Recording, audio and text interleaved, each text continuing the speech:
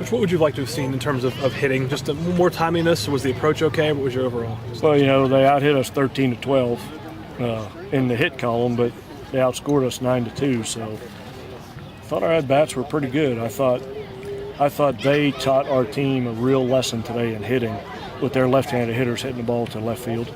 They had multiple hits opposite field, and we've got young guys in the lineup that aren't quite really mature hitters right now.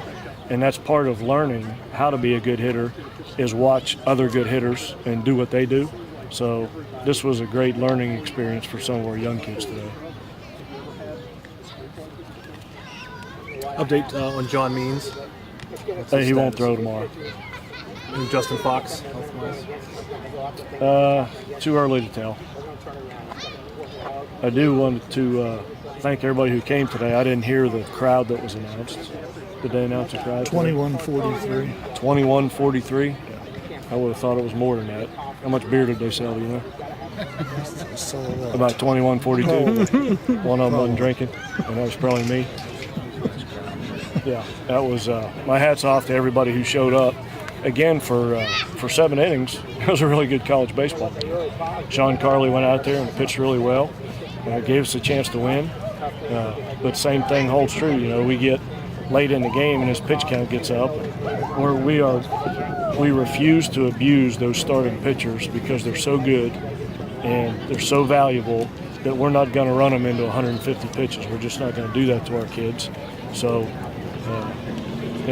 if the other team's going to it, trying to get their pitch count up, that's probably the best way to play the Mountaineers right now. So he threw really well. There was a lot of energy in the stands and the atmosphere and in the dugout.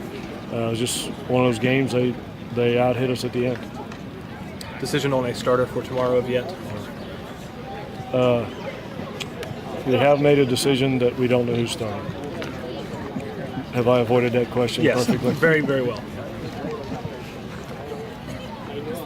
About a week and a half, 2 weeks ago, you guys were doing really well with 2-out hitting, and now you're struggling to find those hits in those big moments. And can you just kind of talk about that and how do you combat that?